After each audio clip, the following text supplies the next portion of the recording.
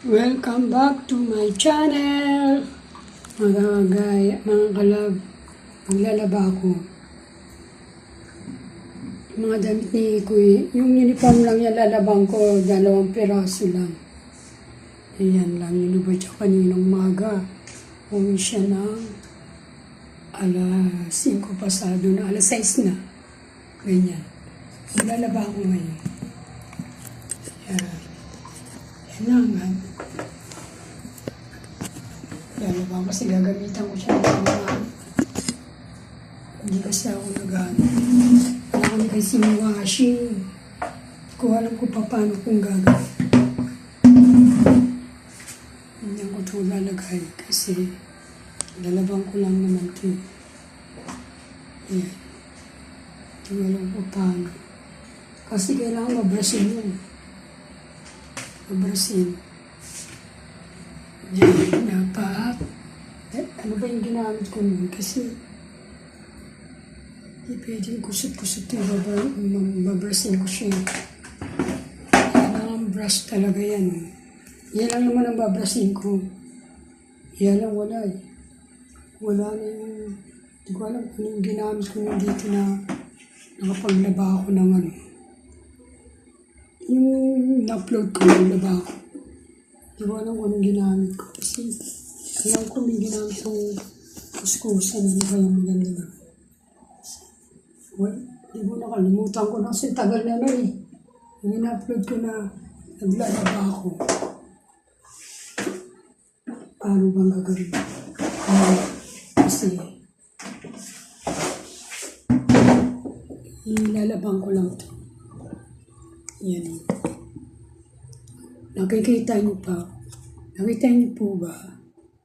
Kung gustuin ko lang ito lang. Kasi kailangan kong gustuin yan eh. May stock naman yan. Naalis ako bukas. Mahal na talaga ito yung gagawin. Ito lang kasi kailangan babrasin talaga ito. Kahit sa washing hindi pwede washing. Problema dito, yung mga ganito. Yan. Ipapakita ko nyo. Yan. Yan, ito. Itong problema. Yan, naninilaw siya. Tsaka umiitim. Kailangan talaga ito. Brush. Yung mga ganito niya. Yan. Yan. Pag nakita mo sa labas siya na maliwanag, kitang-kita yan. Kaya nang sabi ng anak ko, ito ang problema niya. Kitang-kita daw yun. Yan.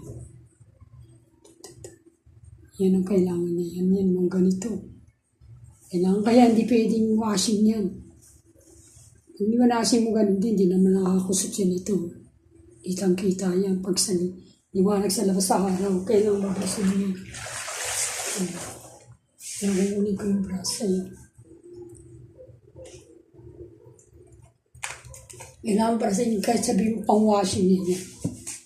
Kailangan talaga yan. Kasi ang hirap eh. Yan, pabrasin ko yan. Ito lang naman yung binabras ko.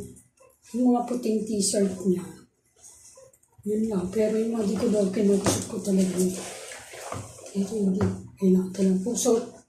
Bras ang kailangan dito. Yan ang kailangan niya. Kusot bras. Hindi siya pwedeng i-wash siya. Tingnan niya yun. Yung mga gini. Yan, tingnan niyo paglalaba ko. Yan. Hindi pwede yun. Yan talaga yan. Basta lang yun. Ulit-ulit na dinabras yan. Kasi nakikita sa liwanag yan. Nangyari, mainit. Naku, Diyos ko po, kitang-kita yan. Minsan nakasabayan ko siya. Sinuot niya, hindi siya nag-tipsy. Ako, sabi ko sa anak ko na, ang dumi pala ng kwelyo mo, sabi ko, nakikita. Hindi ba sinabi ko sa inyo? Sabi, nakikita nga rin. Kahit i-washing daw, hindi makatanggal niya. Kailangan mano-mano yung babasin yung gilid eh.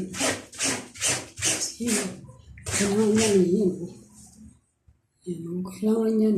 Ito, kabila, meron pa. Naninilaw yan. Kailangan talaga yan. Ayan. Ayan, naninilaw. Sabi ko nga sa anak ko kung pwedeng bumili ng ganyan. Sabi ko, hindi. Nagbibigay naman ito pagka basta bigay, pero hindi. Sko, payutinin mo pa yan. Hindi na kasi maglaban ng ganito na yun, yung pang shape.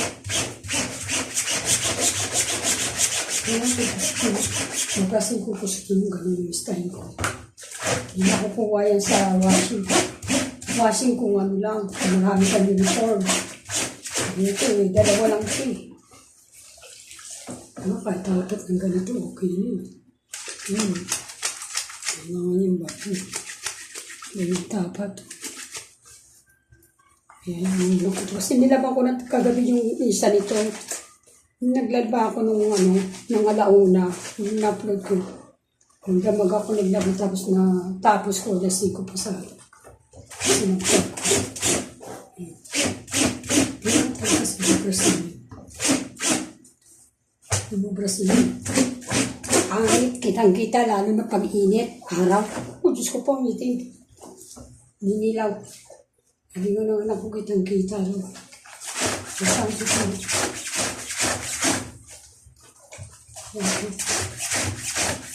Lalo na yung mga kwelong mga ganito. Ayan. Kitang-kita yan. Ayan. Ayan ang babasin niya. Kaya ito yung problema natin pagkain. Ganito yung suot nila. Okay. Ilang naman ang minanok ko eh. That's the girl, Hindi lang kasi yung pang-araw-araw niya ito eh. Nag-iisang sa damit sila. Isang araw na. Palit ng damit eh. Kaya hindi naman marumi. Kaya lang ito kasi ginagamit ko sa trabaho. Araw-araw ito. Hindi pwedeng din kasi wakusok. Tapos, araw-araw ba naman gagamitin kung may pwedeng din. Nakakaya naman, ipin. Hindi mo naman yung uniform. Napagsabihan nga siya, minsan, yung planchado eh. Hindi mo ba pinaplansya yan? Numangal daw yung hindi daw siya kumibo, hindi na lang daw siya kumibo. Kaya pinapaplansya sa akin. Nakakuling ka ng plansya. Natawa na lang, umahinig na lang daw yung anak ko. Ay, mama, plansya yung maraming uniform. Kasi galit yung mahal siya. Hanggang ba, sige. Kahapon pinalansya ko nga yung uniform. Isang araw yun. Ito yata yung pinalansya ko. Pinalansya ko pinalansya. Eh, sabi mo pang sinampay yung maayos. Ano ito eh. Tingnan mo nga parang kaki na pag natuloy gusto talaga. Kailangan talaga gawin na yung mga kasi pinagdumi yan. Natatastas ko na nga ito sa kakabras ko. Natatastas ko na sa kakabras. Kasi ang dumi talaga. Pag malalabas siya ng maaga, kasi sikata naman. Naku, kita mo yung tagay na ang dumi. Pag ito napapansin, pag napansin na naman yung mama, natastas yung ano mo. Kasi ako, hindi ko naman sa akin, nabras ko lagi. Ano yung nabras na napakat? Hindi na ang kapitan ng dumi. Ano ko naman? Yan. Ha?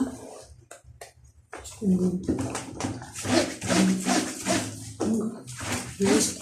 Dali na. Abad ko muna. Yan, stop ko na ako. Pero hindi ko papatayin. Kasi may magbabawal muna. Yan. Ito muna tayo sa madilim. Nani.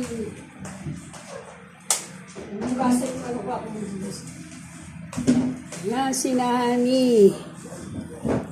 Kasi makita si naming makulit. Kanina ayaw sumunod, di ba? Gusto may hawak ka pang tsinelas. Pag ginano mo naman yun, di naman totally anin siya. Pag nakita kang tinataas mo, bababa niyo. Kahit yung aso po dyan sa labas.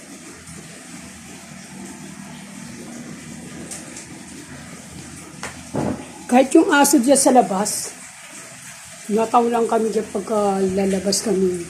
Papuntang highway, tsaka papasok dito. Taon ng taon. Kunyari kukuha ng bato yung anak ko. Gaganin lang niya tapos biglang tatakbo mo mala. Yun ang ginagawa na. Kasi namin. Ang pasaway naming aso. Jutsu. Pasaway si Nami. Hindi sumusunod eh. May tupak yan eh. Pag ginusto niya. Yan o. Tingnan mo niya. Nagaano na naman siya. O. Sabi ko, upo, sit. Ayaw, tintigan lang. Dati sumusunod. Kailangan may ako kamatsinela, tataas pa. Yun na siya susunod. Yun dyan sa labas ganyan. Hindi kami makapasok. Dalawa yan sila eh. Pagka dumadaan ko, talagang sasakmalin ka. Kinakabahan ako. Kasi mami, lapain ka yung hita mo, ganinin lang. Ginaya ko na yung steady kuya, kuha ko ng bato. Biglang takbo kasi itataas mo. Hindi mo totally babatuin. Pagkuha ko ng bato, biglang nagtakbuhan, ganun pala yun. Pag kumawa ka ng isang bagay na babatuin mo, yung dadamputin mo pa lang. Biglang takbo sila eh, ganun pala yun. Yung sinami, hindi eh. Kaya nakataas na yung kamay mo, lalay. Yun nga. At ano mo yan eh, wala. Sabi pa sa'yo ni Mami, sino ka ba sa buhay ko? Yan, ni Nami, no? Ang galing. Diba si Nami, no? Walang pakialam yan. Ayun din yung aso, yung ano dun eh. Pero nung sinama ko si Jack, papunta ron, tumahimik sila eh. Huwag mong gagalawin yung amo ko Siguro sabi ni Jack, huwag mong gagalawin yung amo ko Sige, subukan nyo lapain ko rin kayo. Sabi siguro Jack, kasi dumadaan ka lang, hindi ka pinapadaan. Siguro naisip din ng may-ari na nangaabol yung aso, gagabot pa sila. Pinukulong na nila. Minsan, pag nakikita na ako, parang kilala na nila. Kasi paulit-ulit ka ng buwan. Yung una talaga, hirap na hirapan. Parang kala mo talaga sa sakmo. Yung aalis ako, babalik ako. Buti nga, wala nang aso dyan dito sila. Pag pinapalabas yun, ako, mga bandang alas 2, alas 3. Ang daming aso dyan, grabe. Kala mo yung hindi ka makadaan, nakaano sila dyan, ang dami. Hindi ko nga alam kung saan galing mga aso, napakrang. Pag araw naman, wala naman. Pero mga bandang 2, 3, napakaraming aso dyan. Hindi ko alam mo saan galing. Dami nila nakaharang dyan. Aalis yata ako ng 4:03. Hindi ako makalis. Wala akong matawagan kasi nga, hanap ang storbo nila sa taas, pwede ko sila. Ako umalis ako ng madaling araw. May umalis din dito. Dito sa kabila, din. 5 siya umalis yung isa. 4 yata.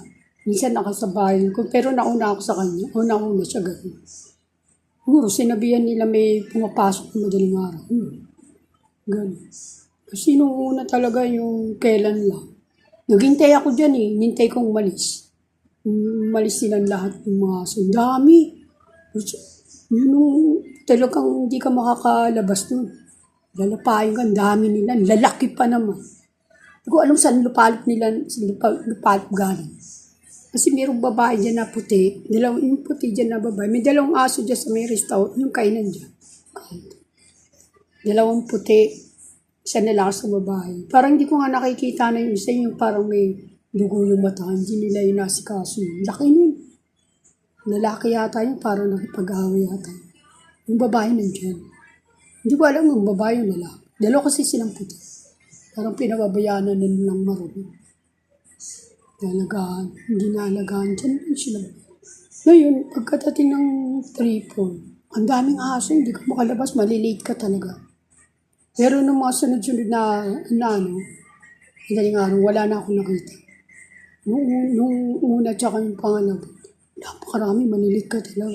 Kaya sinasabi ko sa hindi ako makakapasok agad-agad kasi una, hindi ako makadaan dito, maraming aso. Ayoko man dumaan dito sa kabila kasi pagkamalang pa akong magnanakaw. Ang hirap ng mga dito. Kaya inintay ko na lang malis, bakat ko na. Nung wala na akong marinig. Doon pa lang ako lumayo. Kailangan lumayo ka na kasi ang dami ng aso. Ang hirap dyan. Kung magnanakaw, di makakadaan kasi sa dami ng aso. Hindi ko alam kung saan silang galing. Pag sa araw naman, sa hapon, wala akong makita. Yun lang bandang 3, 4, 5 yan. Napakarami nila. Yun ang tindi dyan.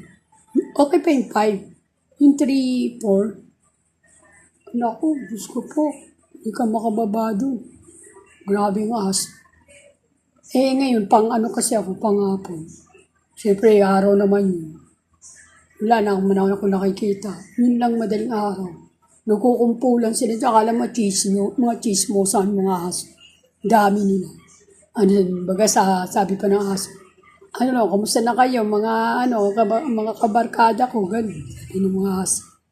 Nakakilala sila dyan lahat. Iba-ibang klaseng ahas. Hindi ko alam kung mga anong aso ito.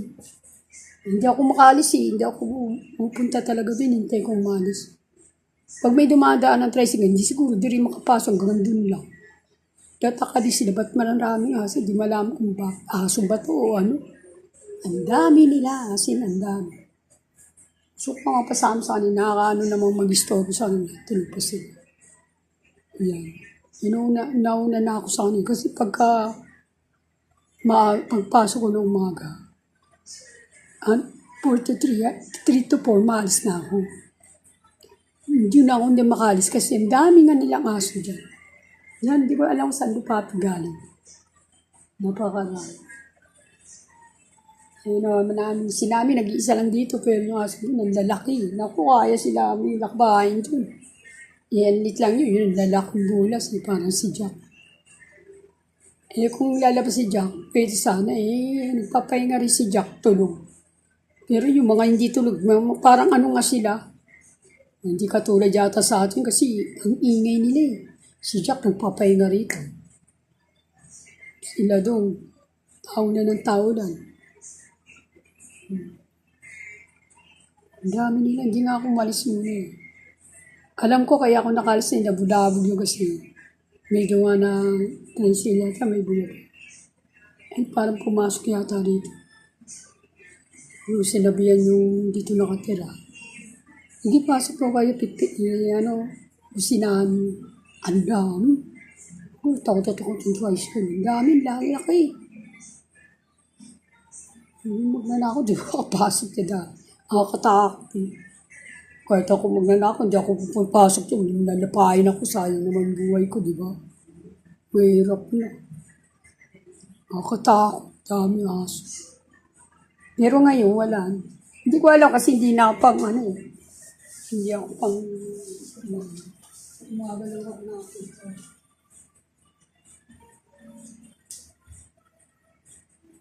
Hindi ako na. Mapusa pa. Ayan. Ayan. Wala.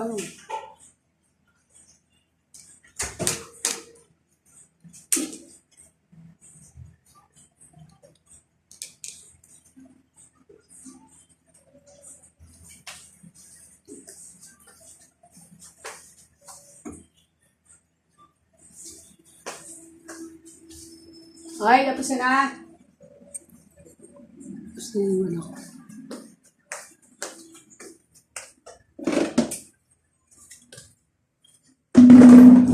Ang bango ng kanyang.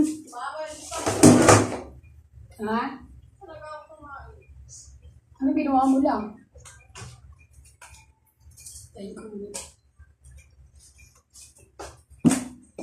Kung saan ko na maglaba. Kasi